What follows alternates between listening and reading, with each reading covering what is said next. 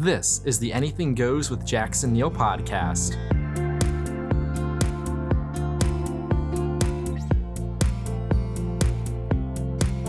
Welcome back to the podcast here for episode number 118, getting a lot past that century mark. Today, talking with Mallrat about her latest EP, Driving Music. Really fun interview I did with her. And before we jump into that, I want to remind everyone to subscribe to this podcast on your favorite platforms, including Apple Podcasts, Spotify, Stitcher, YouTube, SoundCloud. You can find Anything Goes on all of those platforms. New episodes come out every single Tuesday and Thursday, so make sure to subscribe so you can stay up to date with all the latest episodes. So recently, Mallrat came through Philadelphia on her current tour. And when she came to the city of brotherly love, where I'm based out of, I got a chance to speak with her. She has her new EP, Driving Music, which I am absolutely in love with. Circles and Charlie are staying in the top of my current rotation. Can't stop listening to both of those tracks. So I talked with her about that project, about her current tour, and just about her getting into music in general, growing up in Australia. It was a pretty fun conversation I had with Grace. So let's jump right into it. All right, so just how's this tour going? It's going really good. Yeah, I feel like, it's only the 5th show today, but it's been really fun so far. Especially Canada was really nice. Really? Have you ever been to Canada before this? We've been, we were here like a month or so ago. Sorry, we were in Canada a month or so ago for Osheaga. Okay. And then end of last year, we played some shows in Canada too. Favorite city in Canada? I think Montreal, just really? Because we had such a nice time there the other day. Nice. So, I want to get into this, your latest EP, Driving Music, just released this month. Can you just tell me a little bit about the process behind this project? I've probably started working on it like a year and a half or 2 ago. And the process for every song was quite different. Kind of half of it was made in Australia and half in LA. And Drive Me Round is probably my favorite song because I produced it all by myself, and like everything else has been co-production up until now, so that's like my little baby. But yeah. So that was your first song you ever really just produced by yourself? Yeah, that's the only song where I've been the only person that's worked on it. Mm-hmm. Like I write everything, but besides Drive Me Round, everything else has been produced or co-produced by someone else. Why did you want to just do that one yourself? Like I want to do it all on my own, but I also love working with other people. Mm-hmm. I feel like I didn't have the confidence in my production until that song. Okay. Yeah. What do you think gave you that confidence, I guess? I think I just practiced so much. Probably just practice and getting better. And just like confidence in other areas growing at the same time. Mm-hmm. So yeah, because it's your third EP, and you're starting to learn a few things, I guess. Yeah, hopefully. So Driving Music, I guess. Why that name? Well, when I was making the EP, there were other songs that didn't make the cut that were like kind of more thematically about being in a car. They didn't make it, but except for Drive Me Round. And I guess Intro as well. But once I had decided on the name, it kind of didn't matter if the other songs made the EP or not. I just thought it was cool. Yeah, there's no interesting reason. I just needed a name. Does it have like any specific kind of like meaning to you, like driving in a car and listening to music? Well, I don't drive. Oh. So for me, a lot of like special moments are, people that I care about are driving me around.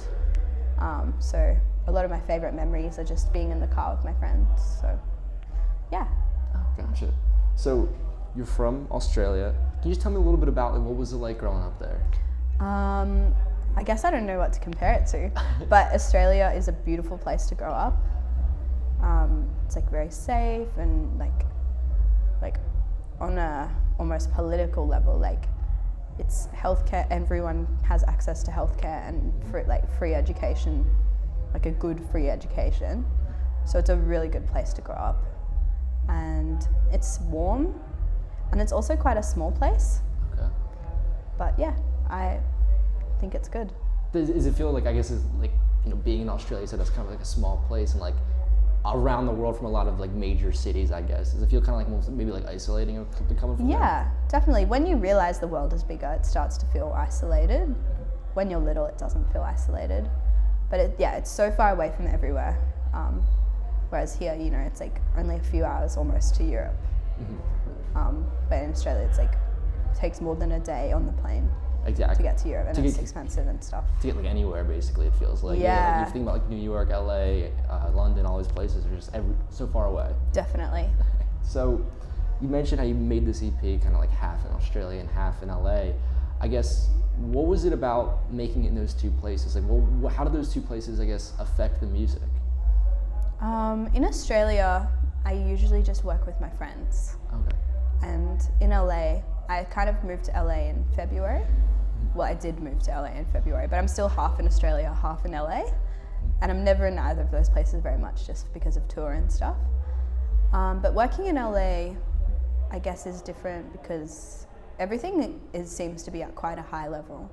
And a lot of the sessions are just meeting people for the first time and making a song. Whereas in Australia, it's kind of like more with people that you have a relationship with before you made the song. But I don't know if that really impacts the song very much for me.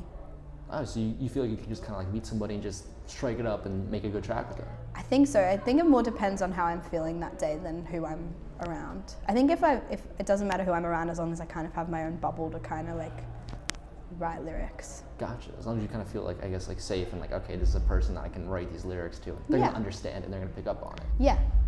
So, you mentioned before that you want to like get into writing for like even other people, maybe other artists. Why?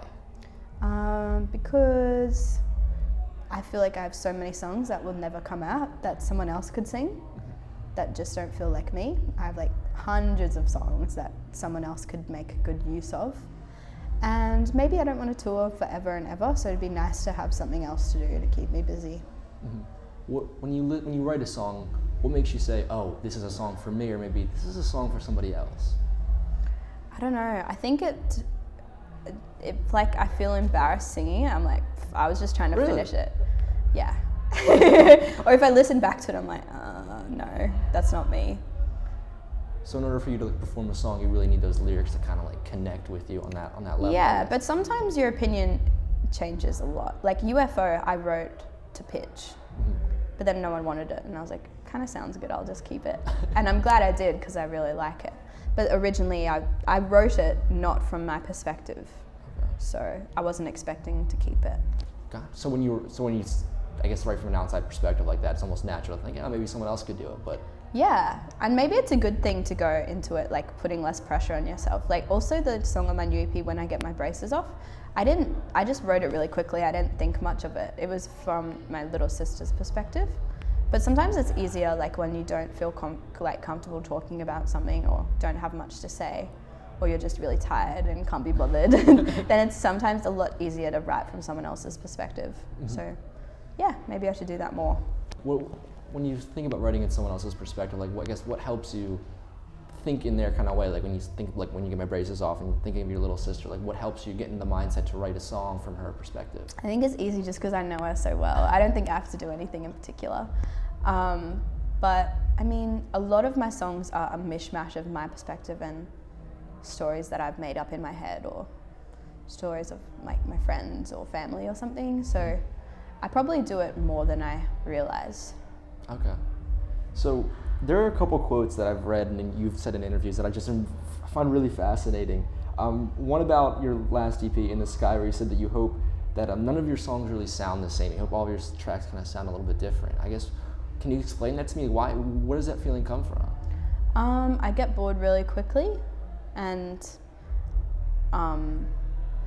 yeah, I feel like I like each song to stand on their own. I don't want them to only sound good because they sound similar and they're together in an album. Like, I think I want all of my songs to be able to be taken out of context and still like hold up. Okay. And yeah, and I think they all have their own personalities, so that's why. When you go into a track, I guess, is this something you're consciously thinking about, saying, okay, I don't want to make this song, it sounds too much like this other track, or is that something that just kind of naturally happens? It kind of naturally happens, because I'm like, go into the studio with like an inquisitive approach.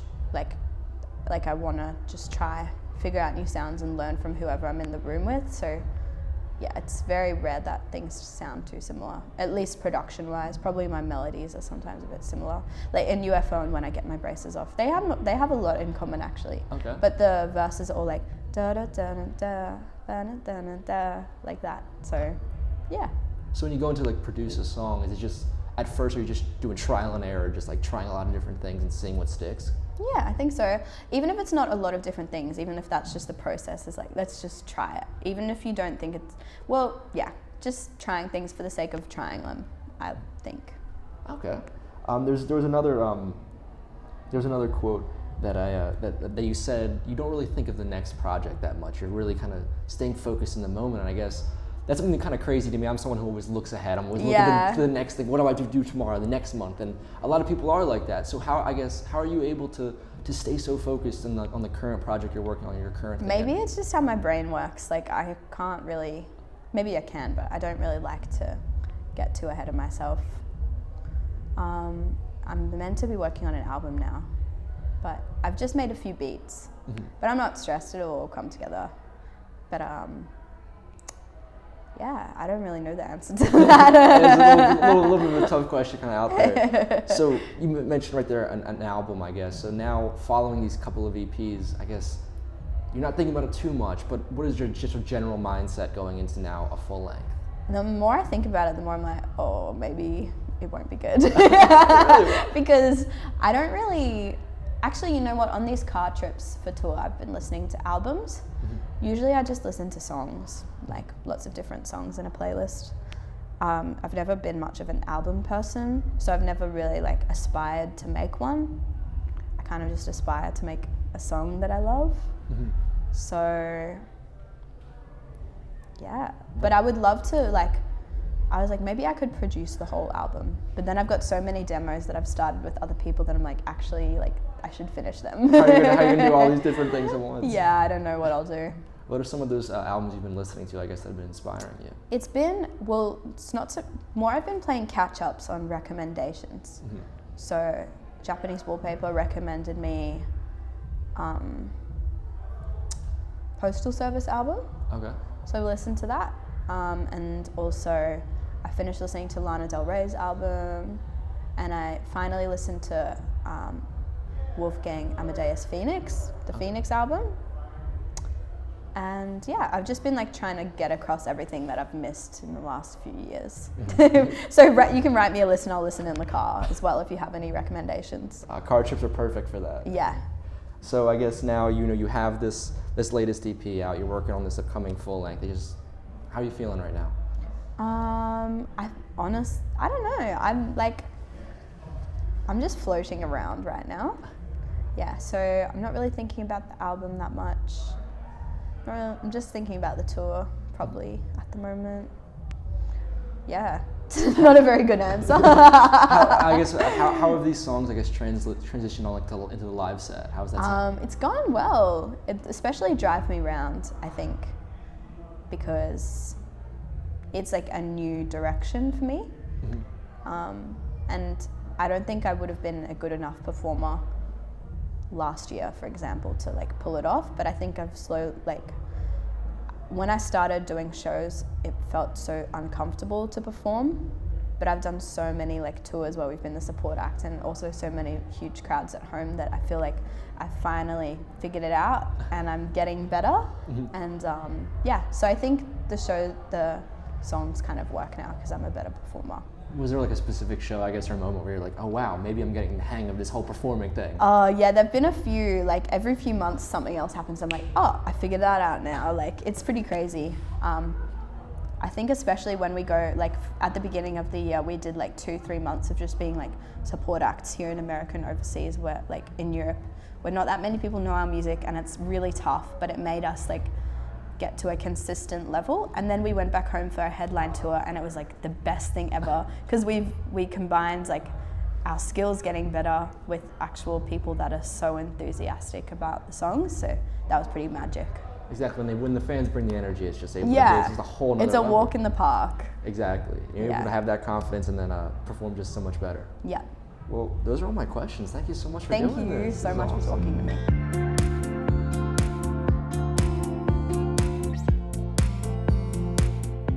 Another big thank you to Grace for coming on to the podcast. I had such a fun time catching up with her, such a fun time talking with her about that new EP, Driving Music.